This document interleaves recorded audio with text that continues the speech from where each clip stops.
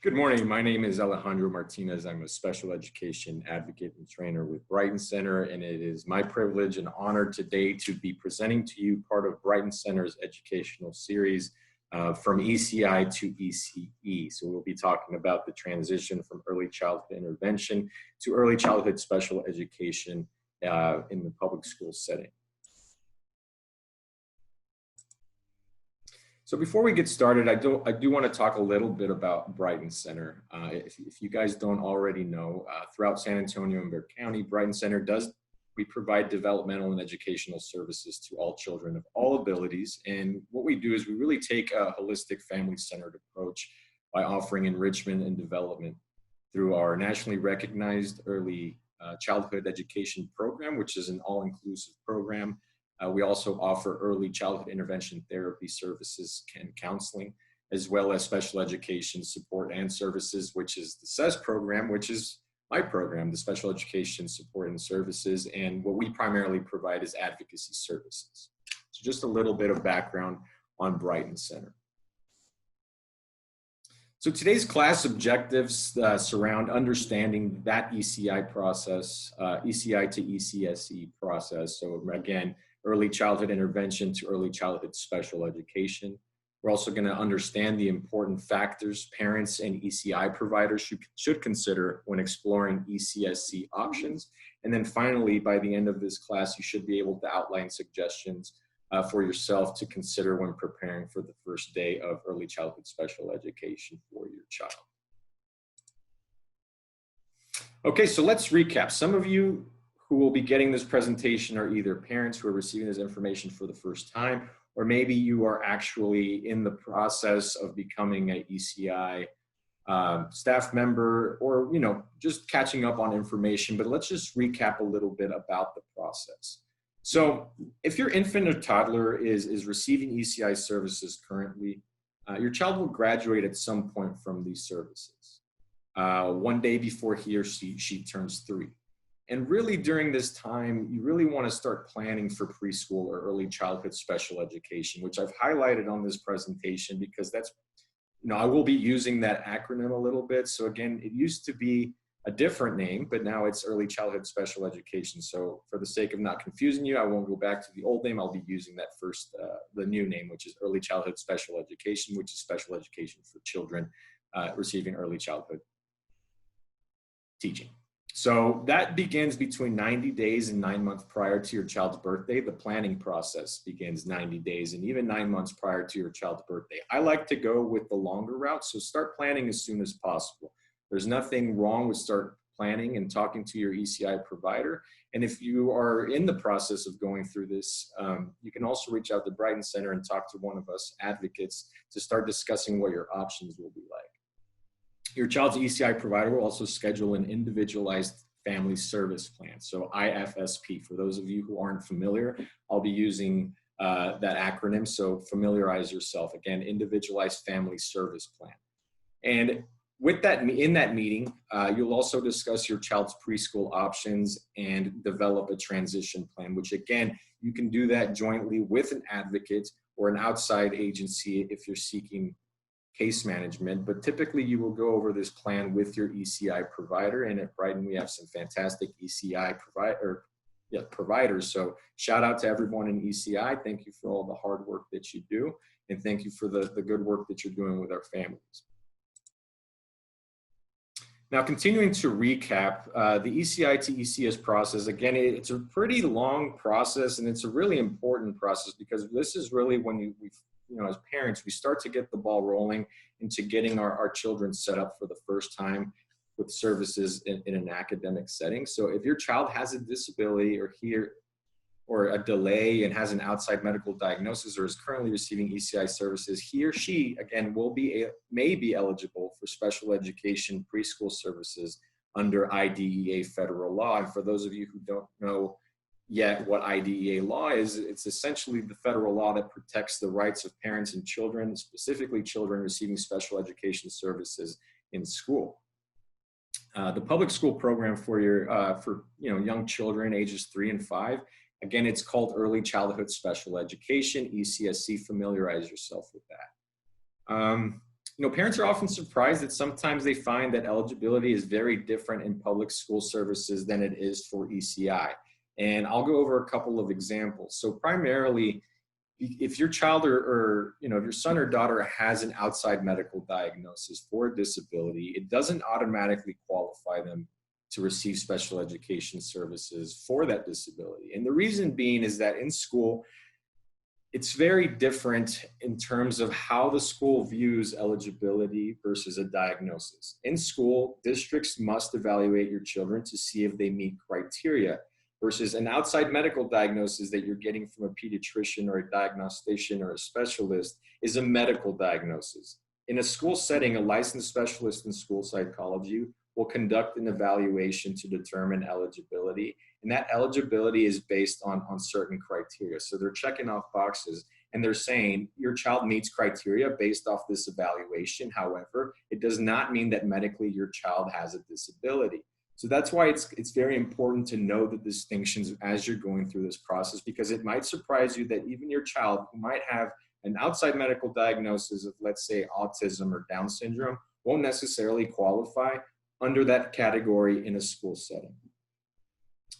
Well, another important thing to keep in mind is to make sure to tell your child's ECI provider and provide consent. So you want to tell them as soon as possible that you consent if you would like to have your child evaluated for ECSC services. So again, just getting the ball rolling as soon as possible, but that's that conversation that you really want to have with your ECI provider as soon as possible, is getting your ducks in a row and making sure that you're going through the process the right way and that you're setting up that time to discuss these options with your ECI provider, making sure you're giving the ECI provider consent to then reach out to the school and get this process going. Now, I just mentioned consent, and that is a really important aspect of this whole process, because you'll also be signing consents with the school. But like I mentioned in my previous slide, you're also going to have to get consent or give consent to the ECI provider. So I got this nice little graphic, got consent, right? Remember, we all remember the got milk back in the 90s, if some of us are old like me. But anyway, consent to share information with the school district, super important. So like I mentioned before, ECI will notify the school district if your child is potentially eligible for ECSE. Notification is really, this is kind of basic information. So it's kind of limited to the child's name, date of birth, parent's name, address, phone number, et cetera, unless the parent opts out of that notification. So again, as a parent, you have the right to waive that notification or say, you know what, we're going to wait on ECSC. We're not going to go and try to seek an eligibility at this time. And if parents, if you do decide to decline or opt out in the process completely stops. So ECI won't go behind your back and continue the process unless they do have your consent. And again, your child's information will not be shared with the school district, nor will the child be evaluated without your consent in the public school system. So again, if you choose to opt out, the process stops, but you do have to opt out. It doesn't automatically happen. Now, if you change your mind as a parent, which we will change our minds a lot during the process of navigating the special education process for the first time, you will change your mind on a lot of things and you will have second doubts. And that's completely fine, because when it comes to our child's education, we want to make sure that we are, again, aligning our ducks. We are doing our due diligence, and we're really thinking through the processes that are going to enable everyone to make the best informed decision. So if you do change your mind, you can opt in at any later date prior to your child's 3rd birthday. But that's the important part, is you have to opt in before your child's 3rd birthday in order for in order for a child to be eligible for the ECSE program. Now, if your child, for whatever reason, you opt out and you decide your child's not going to go into school and you wait until they're school aged, at that point, you have to initiate the special education process all over again. However, there's different provisions and laws that surround eligibility and surround the evaluation process is a little bit different, but you can always opt in for evaluating, or you can always ask the district to evaluate your child, except in this case for ECSE, it must be done prior to your child's 3rd birthday. So just keep that in mind if you're on the fence about opting in or opting As I've mentioned, getting permission is key. So consent to share information with the school district. I'm going to continue talking about that for a little bit, but for children that are potentially eligible for early childhood special education, there needs to be a transition conference, and it usually will be called. And that conference usually includes the ECI provider, yourself, and if you want anybody else that's pertinent to your child's educational programming can attend that meeting.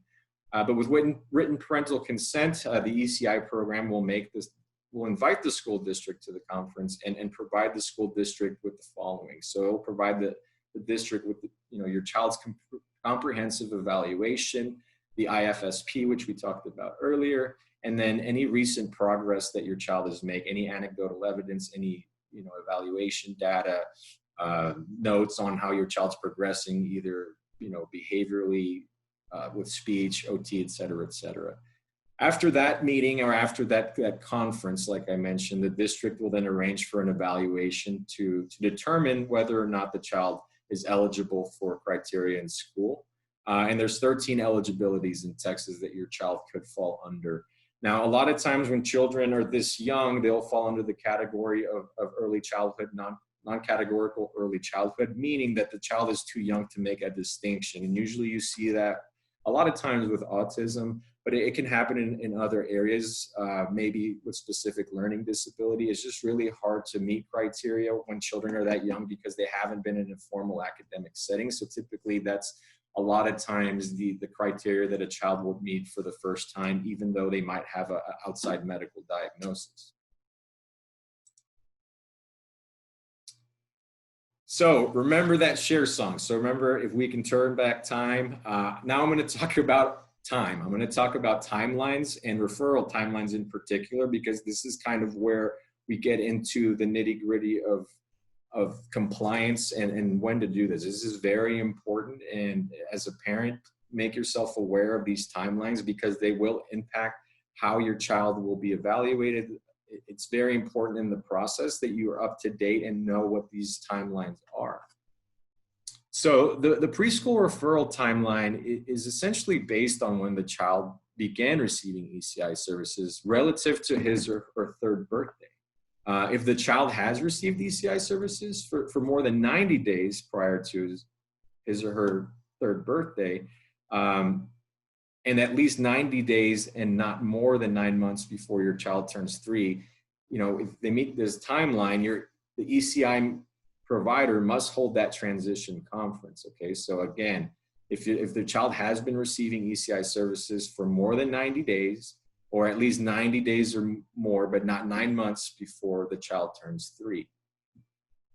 By your child's third birthday, though, the school district, after obtaining your consent, of course, must conduct the evaluation. And it must make an eligibility determination and implement the child's IEP, which is the individualized educational program. And typically by law, the school will have 45 school days to complete that evaluation, and then we'll have 30 calendar days to call for that first ARD meeting to discuss the IEP. And what's really important in this evaluation process, and what I would recommend highly, is that you do have someone accompany you to this conference when we're asking for evaluations, to make sure that you're asking for the right evaluations, because the school will essentially do some very basic evaluations to determine eligibility. And then for the most part, they will be informal evaluations unless you ask that the school conduct formal evaluations.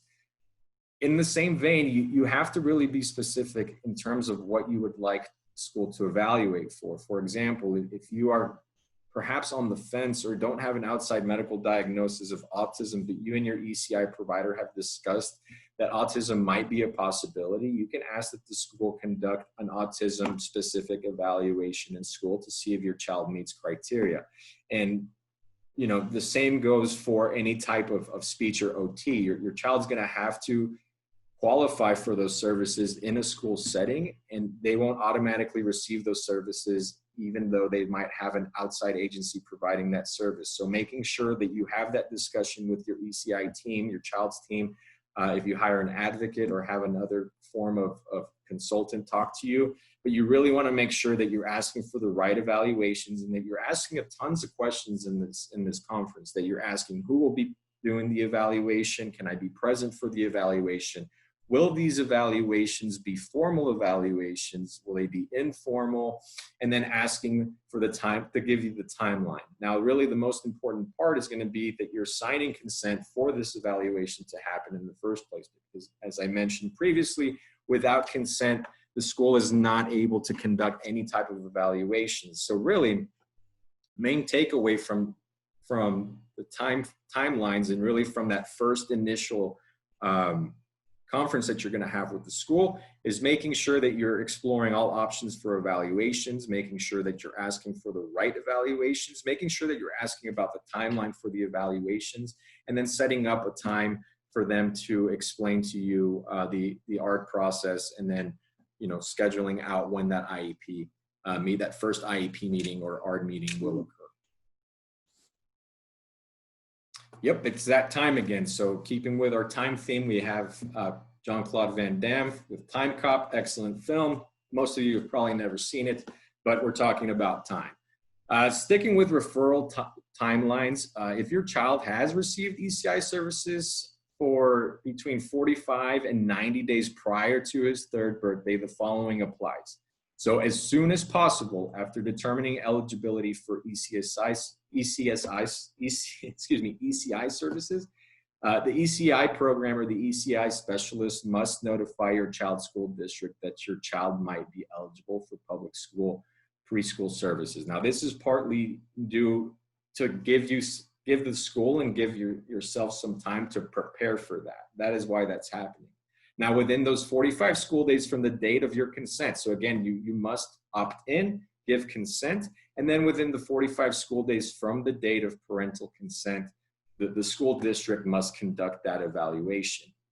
Okay, and I mentioned that previously. By law, they'll have 45 days to conduct that evaluation, and then within 30 calendar days, okay, so that's two distinctions. And those 45 school days are full days, so it's not just like crazy hat day or the kiddos leave at noon. It has to be full days, and it doesn't count holidays, obviously. And then within 30 calendar days of that evaluation being completed, the school district must convene an ARD meeting to make an eligibility determination and develop the IEP. Now, in this initial IEP meeting or ARD meeting, everything must be done by committee. That's why it's called an ARD committee. Now, in many cases, you will feel like the school is talking to you because, there's a lot of faculty and staff members that are on that initial ARD committee. You have evaluators, you have teachers, you have administrators, possibly someone from the district, you have the LSSPs, you have, the therapists themselves, and then it's just you and maybe your ECI provider or maybe an advocate. But it's really important that you know that you are the loudest member of that ARD committee. So when you go into that initial meeting to determine eligibility, and again, that determination is made by committee. So even though the school is going to recommend a certain eligibility, as a parent, you have the loudest voice in that committee, and you have the loudest voice when it comes to accepting that evaluation and accepting what the school is recommending. So just something to keep in mind, that what the school recommends is not always, you don't have to take it at face value, and you do have some options for asking for either a second evaluation done by a third-party provider, which is called an independent educational evaluation, IEE, or you have the opportunity to just have a frank discussion with everybody present and discuss that eligibility. And then, in that meeting, turn into a 3-year-old, ask why, how, ask many questions and have the school answer those difficult questions for you. Okay, last time, I promise we won't keep talking about time, but again, it's very important that we do talk about this referral timelines, because time is of the essence, and there is a lot of compliance that goes into the special education, whether it be transitioning from ECSI to ECSE, or once your child is in receiving special education services and they've qualified for special education, there's a lot of timelines and compliance issues at hand. So if your child has received ECI services for less than 45 days prior to his or her third birthday, the following will apply. So within 45 school days from the date of receiving parental consent, the district must conduct an evaluation, which we've discussed. And then within 30 calendar days from the evaluation date, the school district must convene an ARD, like I've already mentioned, to make the eligibility determination, and then to create the IEP, which is the individualized educational program.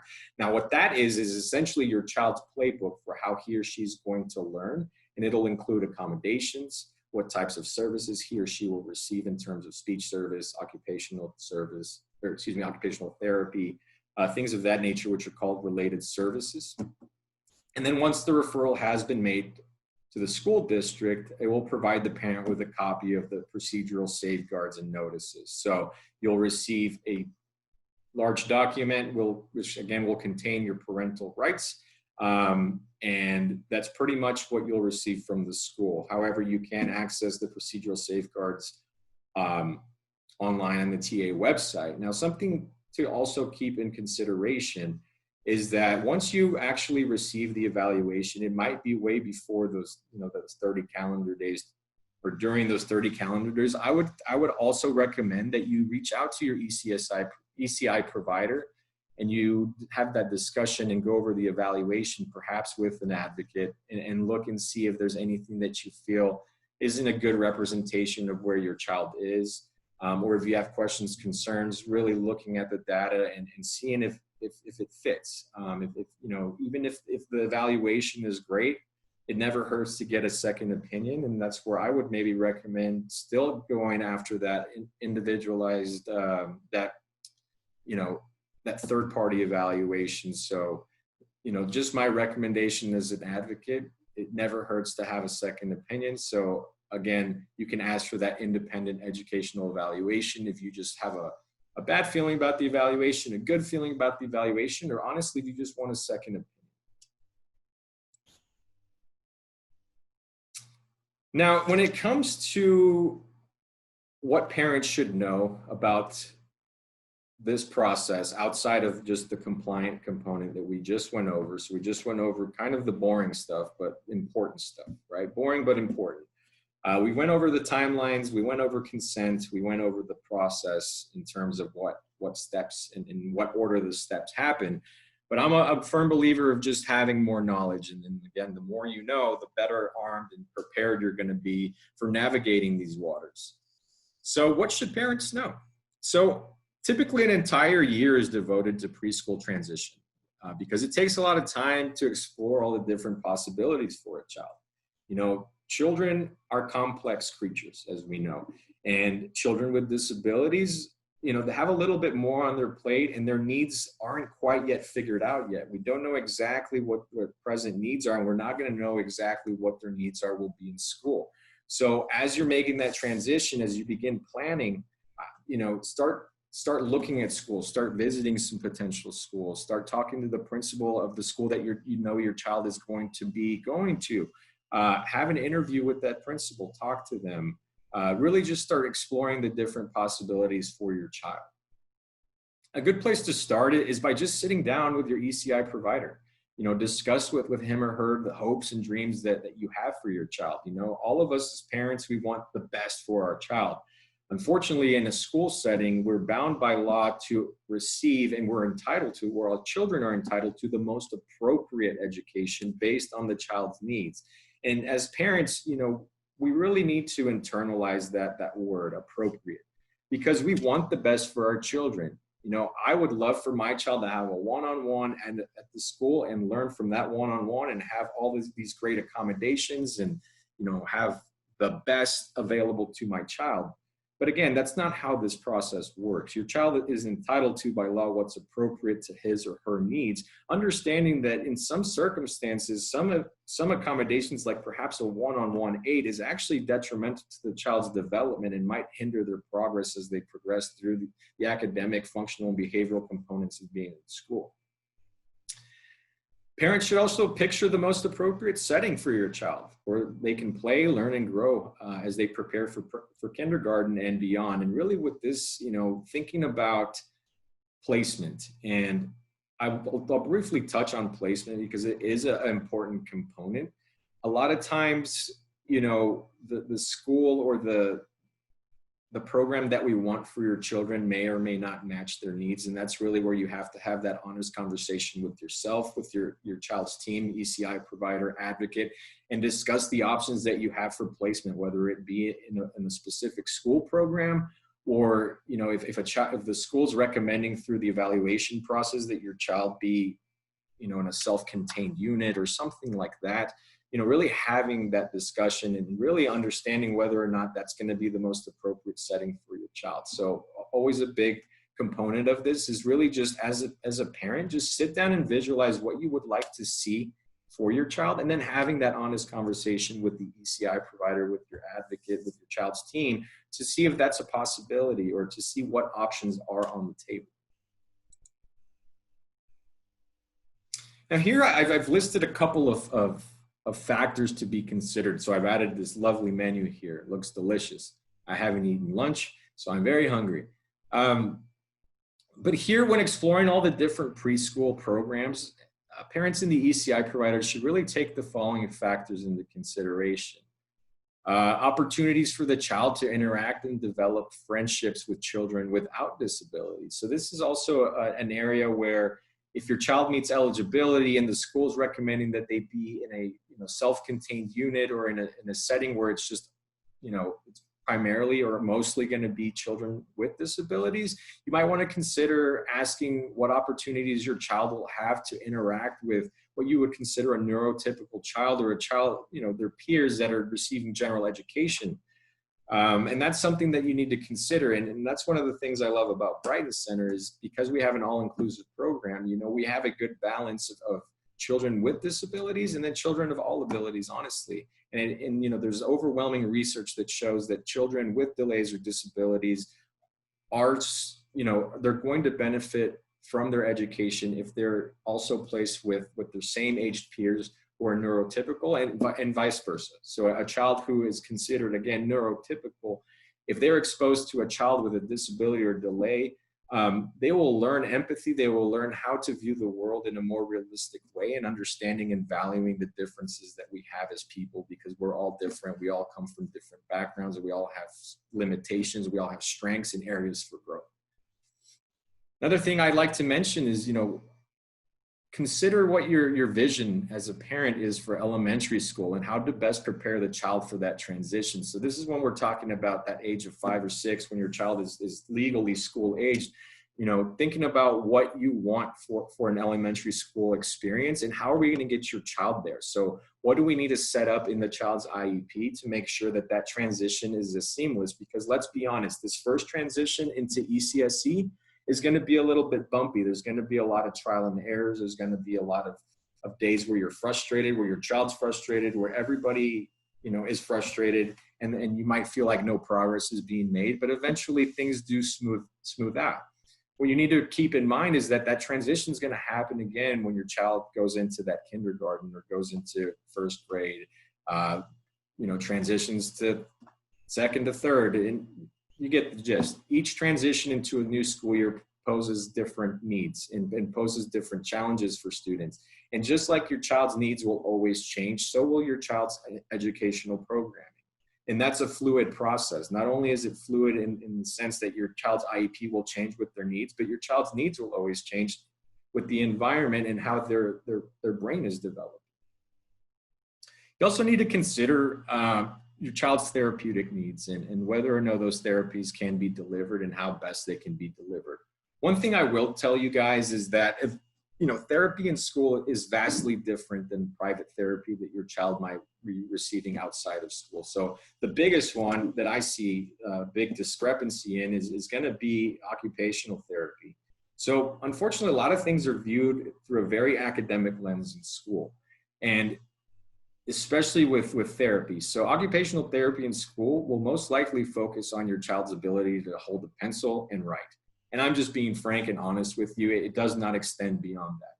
Speech is a little bit more robust, and children do receive some fantastic supports in speech, but it's a matter of being evaluated for services and determining the frequency and duration for which your child will receive services for. And then physical therapy, etc. It's all dependent on what your child qualifies for through the district evaluations. And again, your child must be evaluated for those specific therapies before they're eligible to receive them in school, even if they have an outside medical diagnosis that, you know, has provided them the ability to receive those services outside of school. And then lastly, just want to talk about the supports the child will need to be successful in a particular setting. And this is more directly correlated to in the IEP. You know, once you've decided with your child's school team, so the special education team, that your child's going to attend school in a particular setting, you want to discuss what supports, meaning what accommodations can be given to your child to be successful in a particular setting. One example would be if your child poses or comes into the school with behaviors. Now, the school is responsible for providing FAPE, so a free and appropriate public education based on your child's needs. And this includes functional and behavioral needs in conjunction with the academic piece. So if your child comes into a setting with some behaviors, it's the school's responsibility to create a behavior intervention plan that can target those needs. So when I talk about, you know, thinking about supports that your child needs to be successful, think about the placement and think about what your child would need in a more structured environment, what your child might need when, you know, they're interacting with other children for the first time. Just really thinking outside the box, really putting yourself in your child's shoes, and really deliberating and going over these options with your child's special education team and seeing what is possible and how to best set up your child for success. Now, as an advocate, you know, obviously I'm not an ECI specialist. I have quite an experience speaking to ECI members and you know, working closely with ECI providers in ARD meetings. But, you know, I do have some suggestions, and there's my suggestion box here.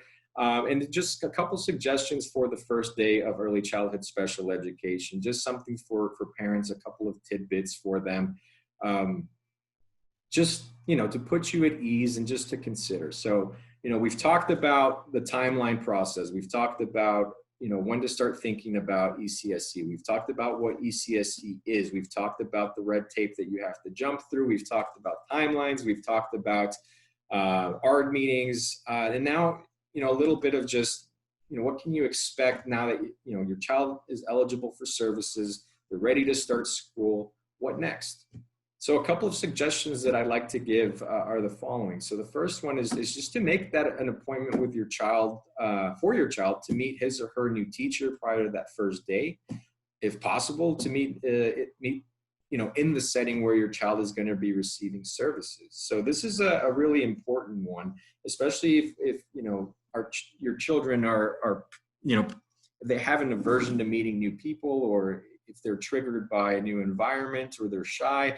You know, the best way to set up a child for that first day of school, in my opinion, is to explore the environment first, meet the person that they're going to be receiving services from, meet that teacher, meet the therapists, really just set up your child for success by breaking the ice, essentially, by giving your child the opportunity to meet the support team that he or she's going to have, and vice versa, giving the school an opportunity to meet your child.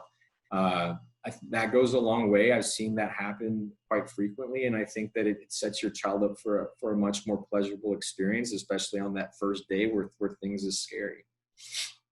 Now, while at this meeting, ask if you can take photos of the teacher in the classroom. So if your child is not able to join you, or if your child does join you, I would suggest that, you know, take some photos of the teacher in the classroom, just so that, let's say if your child's transitioning through the summer and they have to wait the summer to start, you can start, you know, talking about how cool it's going to be for your child to be in a new classroom, and show your child the picture of, look, this is your classroom, this is where your things are going to be, this is your cubby, this is your teacher.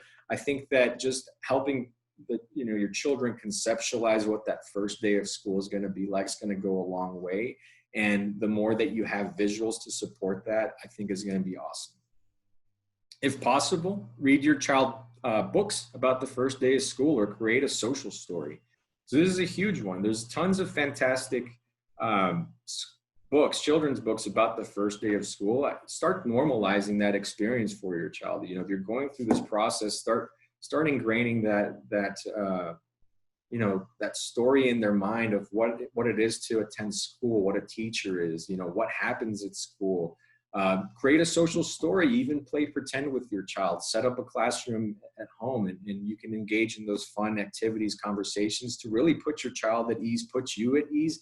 That way your child has created a mental map and model of what school is prior to joining school, and they'll be at a much better place, trust me.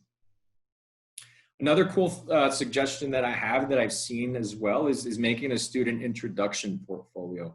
So this can be as simple as making a binder with your child's picture, a nice story that he or she wrote with you, if possible, or just you can write out a story about your child, what makes your child unique, what makes your child tick, who your child is outside of the academic setting, and really paint that picture for his or her support team on who your child is. Make it personal. I've seen this strategy work wonders, and it really does personalize the experience, because as a former teacher and coordinator, when I would go through this process, or I would have ARD meetings, it would always be my favorite before I met a new student, when their parent would bring in a binder like this, because it really personalized that transition. Granted, I worked with high school students, so it was a little bit harder to bridge that gap and become, build that relationship with the students in real time. But anytime I got a binder or I got something, more information about a child, it made that transition easier, because I felt like I already knew the child before he or she started. And then finally, I would just allow your child to take a small favorite toy or a photo of your family to school. Obviously, you need to ask permission first, but I think for the first day of school, maybe the first 2 days of school, your child, needs to feel safe. They need to feel comfortable. And a lot of times, something as small as taking a small favorite toy or a picture of you can help. Now, it could also backfire, and your kid might be looking at a picture of you all day and really be upset. So really, it's just a matter of knowing your child, knowing what's going to make him or her distracted or not, or what's going to put them at ease, and then bridging that communication gap with the teacher and saying, look, would it be possible for little Timmy or little Susie to bring in a stuffed toy or maybe a picture to put them at ease throughout the day, just for that first day or week of school. I think that's a fantastic suggestion as well. Okay, you won't be receiving a class survey, but I will be using this presentation in the future, so just don't mind that. And then for all of you receiving this presentation, if you do have any questions about the special education support services that we offer at Brighton Center, here's our contact information. To reach us via email, the email address is sesprogram@brightonsa.org. Our phone number is 210-826-4492, and that will go directly to Nikte, who is our program assistant. She's fantastic, and she can set you up with an appointment or just bestow upon you some wisdom. And then you can finally reach our website at brightonsa.org, which has some fantastic resources and also a way for you to contact us directly. Thank you so much for joining me today. It was a pleasure giving you guys a little bit of background on the ECI to ECSE process. I hope you guys enjoyed it and learned something, and I look to seeing some of your faces in the flesh in the future. Take care, be well, God bless.